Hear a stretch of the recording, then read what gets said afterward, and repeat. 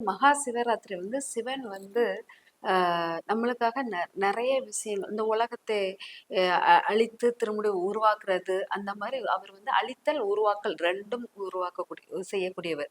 ஒரு ஒரு பொருள் அழிஞ்சிச்சுன்னா அது உருவாக்கம் ஒண்ணு இருந்தா உருவாக்கம் ஒண்ணு இருக்கும். ஒரு கிரியேட்டிவிட்டி இருக்கும். அதனால ஒரு அழிக்கும் போது அவர் ஒண்ணு உருவாக்க ரெடி ஆகுறாருன்னு அர்த்தம். இந்த மகா சிவராத்திரியில என்னன்னா பார்க்கடலை கடையும் போது அங்க உள்ள அமிர்தம் வரும்போது அந்த அமிர்தத்தில் உள்ள விஷத்தை அவர் உண்டு அது அழித்து நம்மளுக்கு அந்த விஷத்தை அழித்து அமிர்தத்தை வெளியே எடுத்த மாதிரி, அதாவது ஒன்னு விஷத்தை முறித்து அமிர்தத்தை வெளியே வந்த ஒரு தன்மை உள்ள நாள் அப்படிங்கிற மாதிரி எடுத்துக்கலாம். அந்த அந்த அமிர்தத்தை எடுத்து அவர் கொஞ்சம் மயங்கிய நிலையில் இருக்கும்போது பார்வதி தேவி வந்து பார்வதி தேவி நம்ம எல்லாருமே சிவனுக்காக வழிபடுற நாள் அப்படிங்கிற மாதிரி எடுத்துக்கலாம். அதே மாதிரி கைலாயம் மலை இருக்கு இல்லையா, அந்த கைலாய மலையில வந்து கைலாய மலையுடன் சிவன் வந்து ஒன்றிய நாளாக, மலையுடன் மலையாக ஒன்றிய நாளாக சிவராத்திரி எடுத்துக்கலாம். அப்பங்கும்போது அவர் வந்து தியான நிலையில் தவ நிலையில் அப்படி உட்கார்ந்து அவர் வந்து அசைவற்ற நிலையில் இருக்கிற நாள் தான். மலையுடன் மலை அசையுமானா அசையாது.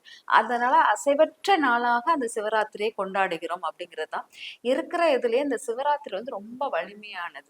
ஏன்னா அது வந்து நம்மளுடைய சிவராத்திரி வந்து பாத்தீங்கன்னா நம்ம பூமி வந்து சூரியன் நகர்ந்த அரைக்கோளத்தில், அதாவது வடக்கு அரைக்கோளத்தில் வரும்போது அந்த சிவராத்திரியுடைய இது வந்து நம்மளுக்கு உருவாகுது.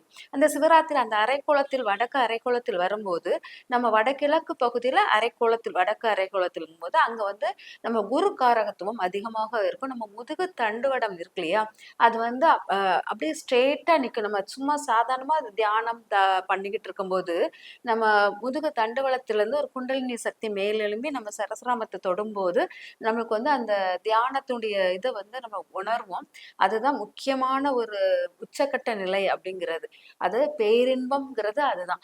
அந்த இதை வந்து நம்மளால உணர முடியும்னா இந்த சிவராத்திரியில் உணர முடியும்.